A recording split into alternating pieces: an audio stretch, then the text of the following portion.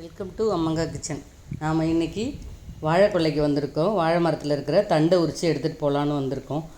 இந்த வாழை மரத்துக்கு மட்டும்தாங்க வாழைப்பழம், காய், இலை, நார், மரம், தண்டு அப்படின்னு பல வகையில் இந்த வாழை மரம் உபயோகமாக இருக்குது.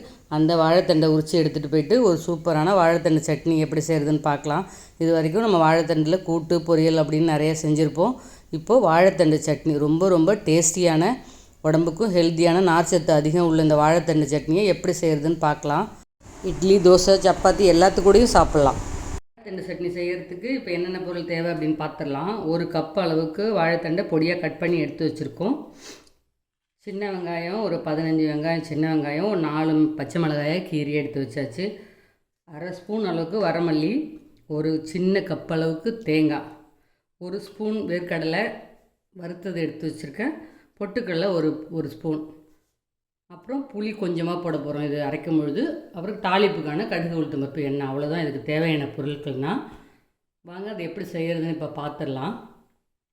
இப்போது சூடேறின கடாயில் பொட்டுக்கடலை, வேர்க்கடலை,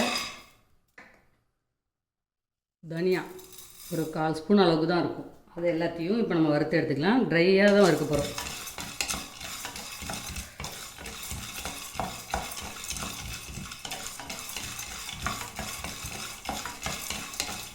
நல்லா வறுத்து எடுத்துக்கலாம்.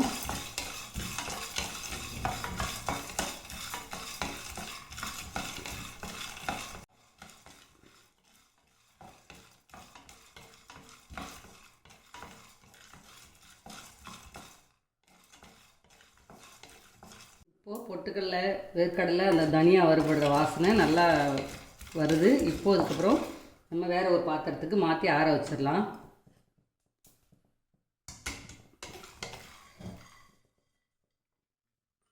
இப்போது அதே கடாயில் எண்ணெய் கொஞ்சம் ஊற்றிட்டு மற்றதெல்லாம் நம்ம அரைக்கிறதுக்கு வதக்க ஆரம்பிச்சிடலாம்.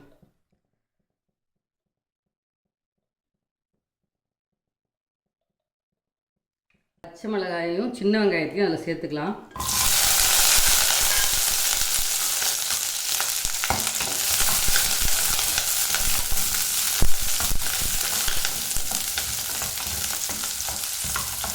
இப்போ அது கூடவே கட் பண்ணி வச்சுருக்கிற அந்த வாழைத்தண்டை சேர்த்து வதக்கிக்கலாம்.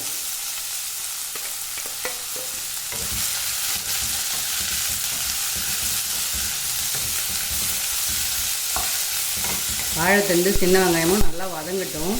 அது வரைக்கும் 5 நிமிஷத்துக்கு அளவுக்கு நம்ம நல்லா வதக்கிக்கலாம். அடுப்பு ஹைலேயே இருக்கட்டும். நல்லா வதக்கி எடுத்துக்கலாம். ஈரம்லாம் போகணும். அது வரைக்கும் நல்லா வதங்குற வரைக்கும் வதக்கி எடுத்துக்கலாம். இப்போது இந்த வாழைத்தண்டு நல்லா வதங்கிடுச்சு. ஒரு 5 நிமிஷத்துக்கு மேலேயே வதங்கிடுச்சு. இது கூட தேங்காய் துருவலை சேர்த்துக்கலாம். கூடவே நம்ம கட் பண்ணி வச்சுருக்கிற கொத்தமல்லியை சேர்த்து நல்லா வதக்கி விட்டுக்கலாம்.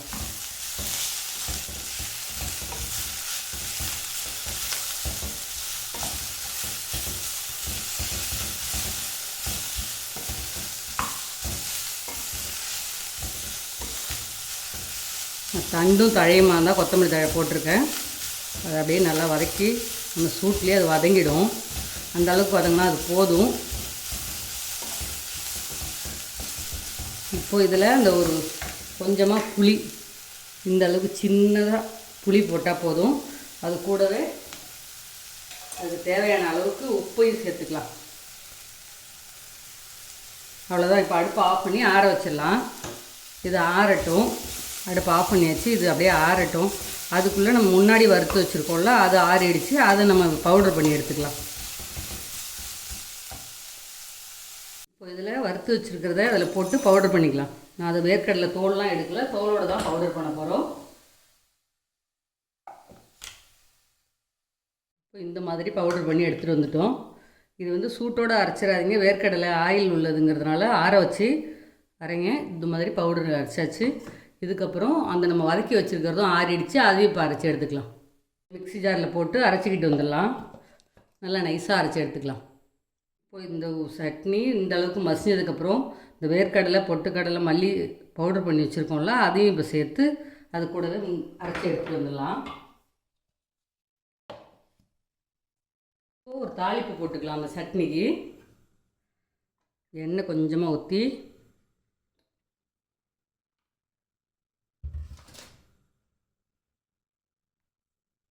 கொஞ்சமாக கடுகு, உளுத்தம்பருப்பு,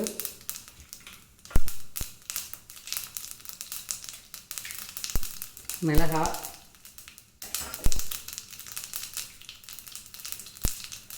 நல்லா கடுகு பொரியட்டும். இப்போது பெருங்காயம் கொஞ்சம் சேர்த்துக்கலாம்.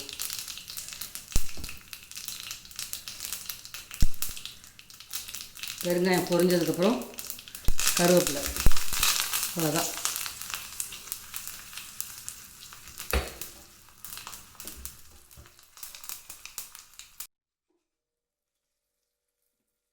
அவ்வளோதான், ஒரு சூப்பரான வாழைத்தண்டு சட்னி. ரொம்ப ரொம்ப டேஸ்டியாக இருக்குது. இதை கட்டாயம் ட்ரை பண்ணி பாருங்கள். டேஸ்ட்டு வேறு லெவல் இருக்குது. வாழைத்தண்டு தானே அப்படின்னு நினைக்காதீங்க, அவ்வளோ டேஸ்ட்டு இது. ட்ரை பண்ணி பாருங்கள். ட்ரை பண்ணி பார்த்துட்டு எப்படி இருக்குன்னு கமெண்ட்டில் சொல்லுங்கள். நம்ம அம்மங்கா கிச்சனை எப்பவும் போல் சப்போர்ட் பண்ணுங்கள். வீடியோ பார்க்குறதுக்கு முன்னாடி லைக்கை போட்டுட்டு வீடியோ பாருங்கள். ஃப்ரெண்ட்ஸ் அண்ட் ஃபேமிலிக்கும் ஷேர் பண்ணி விட்டுருங்க. சப்ஸ்கிரைப் பண்ண மறந்துடாதீங்க. அவசியம் இந்த வாழைத்தண்டு சட்னியை ட்ரை பண்ணி பார்த்துட்டு எப்படி இருக்குன்னு கமெண்ட்டில் சொல்லுங்கள். நன்றி, வணக்கம்.